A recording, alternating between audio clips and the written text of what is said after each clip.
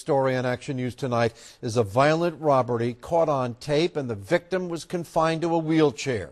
It happened at the Lansdowne Towers Apartments last week, but police have just released video of the victim, who has muscular dystrophy.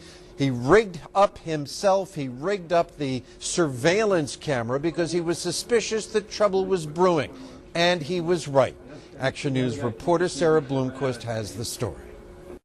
The victim in this case couldn't defend himself, but he sure helped police with the investigation by having the presence of mind to get a video camera rolling when two strangers knocked on his door.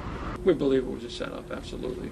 The video camera was recording as two men robbed the 37-year-old Upper Darby man who suffers from muscular dystrophy. It happened Thursday morning around 5:30 at the Lansdowne Towers Apartments on Providence Road. Earlier, the victim's cousin called him, said he'd been in an accident and needed to borrow some oxycodone pills. The victim was suspicious. The victim kind of was suspect of 5:30 in the morning, 5:20 in the morning getting a phone call, so he set up a video camera. The two suspects caught on camera were later identified as 21-year-old Keenan Smith and 23-year-old Dominic Henderson. Smith and Henderson look around for a while.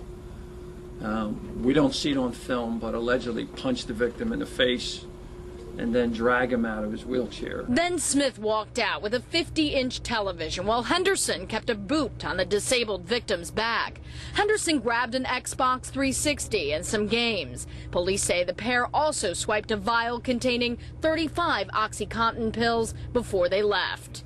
It took all the victim had in him to crawl to the door, to lock the door, because he was scared to death. He thought these guys were going to come back and either rob him some more or kill him. Later that day, police arrested Henderson, but Smith is still on the run. This man lives across the hall and hopes the two suspects pay a high price for such a heinous crime. They should go to jail for a long time.